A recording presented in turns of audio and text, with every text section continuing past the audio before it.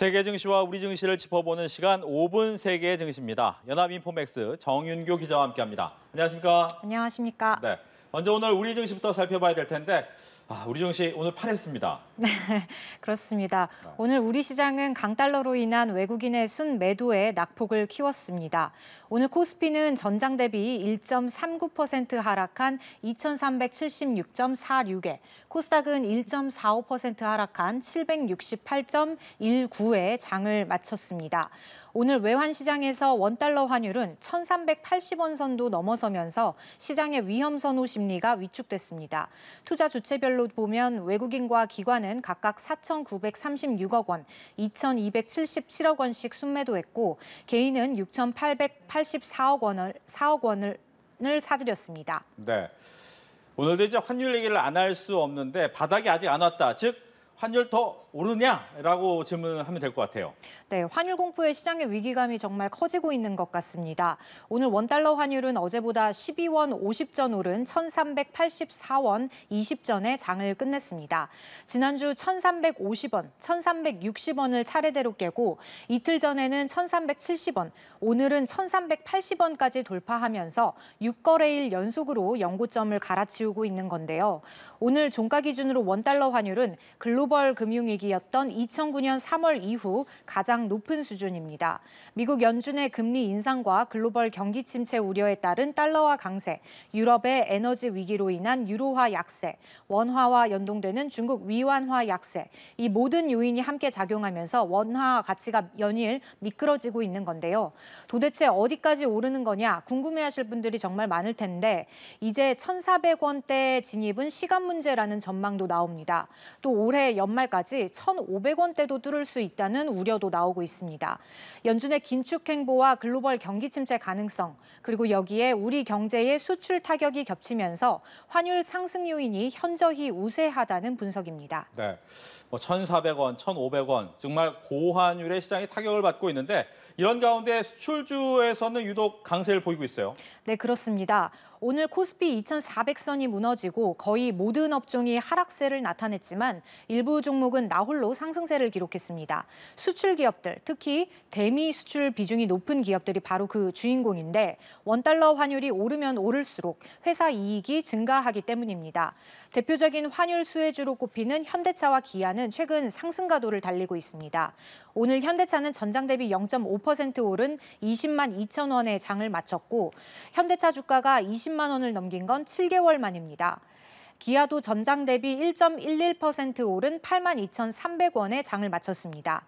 증권업계에 따르면 자동차 업종 외에도 화학, 기계장비, 컴퓨터 전자, IT 전기장비 등도 고환율의 수혜를 받을 수 있는 것으로 분석됐습니다. 네.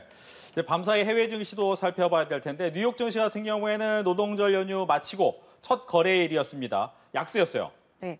뉴욕 시장은 경제 지표가 혼재된 가운데 유럽 에너지 대란에 대한 우려, 그리고 미 국채금리 급등으로 인해서 하락했습니다. 다우지수는 전장보다 0.55% 하락했고 S&P 500 지수와 나스닥 종합지수는 각각 0.41%, 그리고 0.74%씩 내렸습니다. 간밤 발표된 미국 서비스업 지표는 집계 기관별로 엇갈린 모습을 보였습니다. S&P 글로벌에 따르면 서비스 업황은 위축세를, 반면 ISM에 따르면 서비스 업황은 확장세를 나타냈는데요. 투자자들은 ISM이 집계한 서비스 업황 확장세에 주목하고 연준의 공격적인 금리 인상에 대한 우려를 키웠습니다. 채권 시장에선 미 국채금리가 급등하면서 기술주를 중심으로 지수를 끌어내렸습니다. 연준 통화 정책에 민감하게 반응하는 2년물 국채금리는 장중 3.51%대까지 오르면서 2007년 이후 15년 만에 가장 높은 수치를 기록했습니다. 또 여기에 오늘 밤 새벽부터 쏟아질 연준 당국자들의 발언에 대한 경계감도 시장 분위기를 전반적으로 가라앉게 했습니다. 네.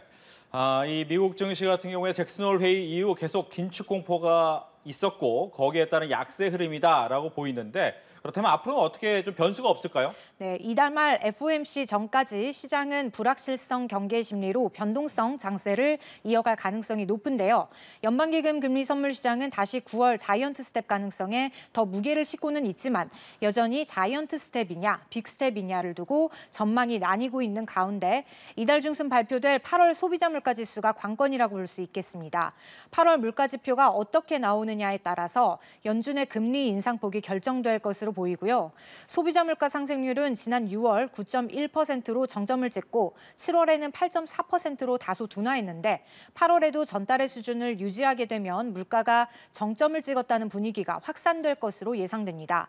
7월 물가가 발표됐을 때 뉴욕 증시가 큰 폭의 반등에 성공했던 것처럼 8월 물가 상승률이 소폭 둔화하면 시장의 투자 심리가 다시 살아날 여지가 있습니다. 네.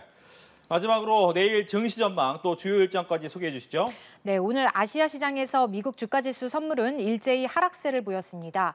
유틸리티, 건강, 산업 관련주가 오르고 나머지 업종은 모두 내렸는데요. 오늘 밤 새벽 이벤트를 대기하면서 긴축 경계를 풀지 못하는 모습입니다. 우리 시각으로 8일 새벽 3시쯤엔 연준의 경기 동향 보고서인 베이지북이 발표됩니다. 베이지북은 이달 말 열리는 FOMC 정례 회의의 기초 자료로 활용되는데요. 시장의 참가자들은 이번 베이지북을 통해서 연준이 경기를 바라보는 시각이 어떤지, 경기 침체 정도를 어느 수준으로 평가하고 있는지를 파악할 수 있을 전망입니다. 또 연준 당국자들의 매파적 발언도 또다시 쏟아질 것으로 보입니다. 오늘 밤 새벽엔 레이얼 브레이너드 연준 부의장과 토마스 바킨 리치먼드 연은 총재, 그리고 로레타 메스터 클리블랜드 연은 총재가 잇따라 연설에 나섭니다. 내일은 제롬 파월 연준 의장의 연설이 예정돼 있고요. 연준 당국자들이 매파 발언을 어느 수준으로 강하게 내놓느냐에 따라서 시장의 변동성을 확대할 수 있을 것으로 보입니다. 네. 지금까지 5분 세계 증시 정윤교 기자와 함께했습니다. 오늘 얘기 잘 들었습니다. 감사합니다.